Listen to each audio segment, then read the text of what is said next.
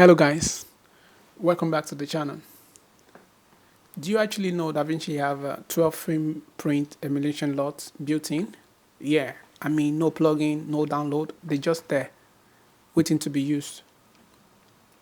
But here is the deal, using them wrongly is one of the easiest way to make your footage look like a muddy mess. And if you ever slap one of these and you thought, this doesn't look like a film look at all, well, I have been there, and I'll tell you for free. It's not nice. So, Davinci actually give us 12 of these LUTs, 6 being a Rec.709 and 6 being a DCI-P3 version. And if you ever think of dropping any of these on the node and you're thinking dialing back the intensity is the right way to do this, I'll tell you, it won't work. Your footage is gonna look like a burnt cake. So, and why did I say that? These LUTs are not just your average creative look. They are built in a specific way. And if you don't feed them with the right color space and gamma, they turn your footage into a weird science project. Let me show you how to do this properly. So, on my timeline, I've got some log footage from the project I've done. So, and these are shots on Sony A7S III using a S-Log3 profile. So if I come onto the color page, what we do first is we convert this into a Rec.709. And I have a video where I talked about how to convert your log into a Rec.709 using a color space transform. So I'll put the video up there so that you can watch in details how to do this. But for the sake of this tutorial, I'm just going to do like a quick transform. So if I come on to the effects channel and then effect panel and search for color space,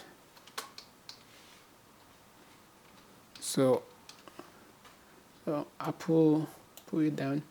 I just do what the camera is shot on, which is Sony.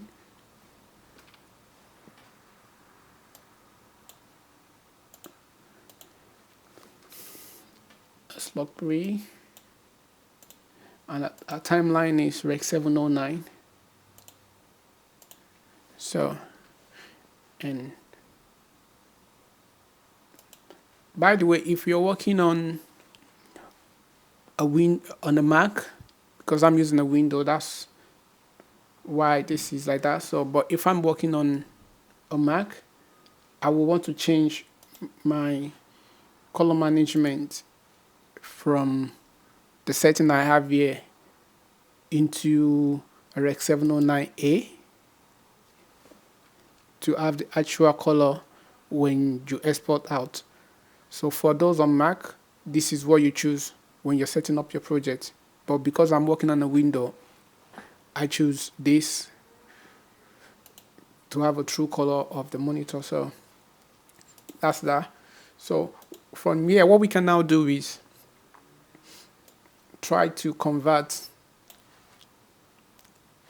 our Rec.709 into whatever output these LUTs are made on. So on a normal day, what you do with the regular creative LUT is to drag one of these onto your node and then you dial down the intensity. So if I do something like that, you can see the harshness, like it's just not right.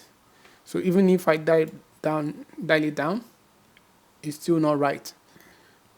What we can now do is, if I go on any of these LUTs and right click to open the file location, and if I right click again and then open with a notepad, depending on what you're using, so I'm presented with the input for this LUT, so which is Cineon Log. So that means I'll be converting my Rec.709 back to or Cineon log. That way, whenever I apply the LUT again, it's going to give me what I'm looking for as in the right film look. So I'm going to close this down and open effect, the conversion CST.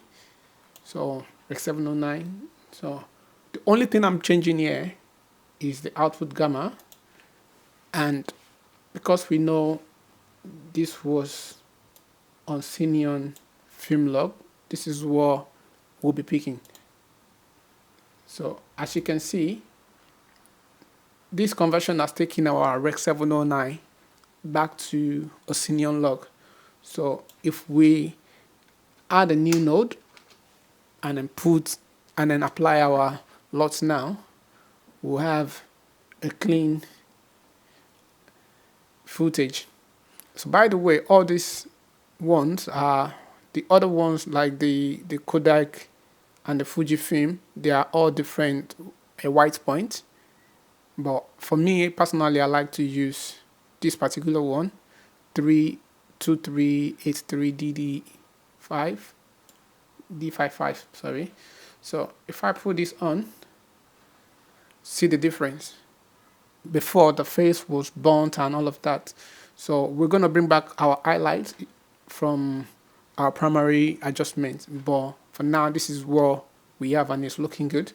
So going forward, if I'm to dial back the key output, it's going to work, but because I would like to control the conversion as well, so what I'll do in this case is highlight both of them and then make them into a compound node.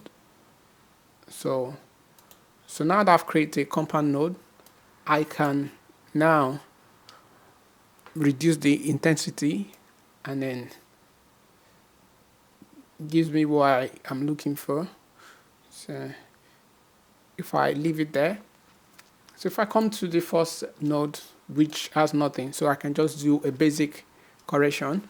So if we put, and let's get our black near the zeros and bring back our highlights just a little bit because it's clipping. So let's use again. See, so we can have some of the blues back. So, and then we compensate it back with the gamma just to pop our subject. So it's not bad.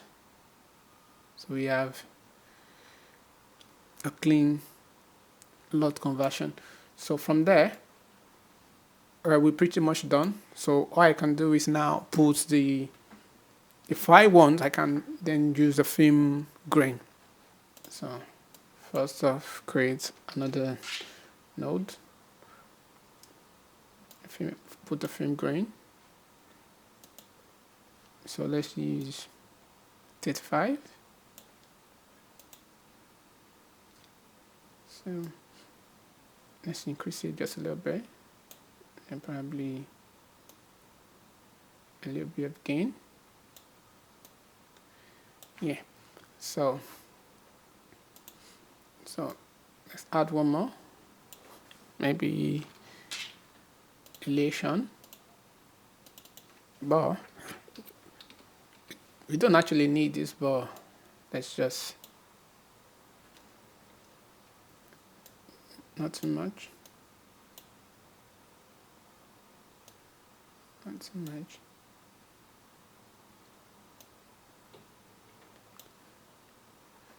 Yeah. So what I'm gonna do now is apply it to the rest of the footage on the timeline to see what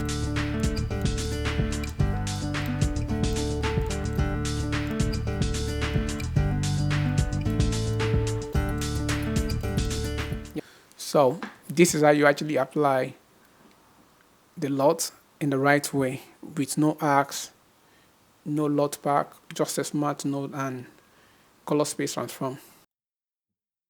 Please like, comment. On to the next one. Peace.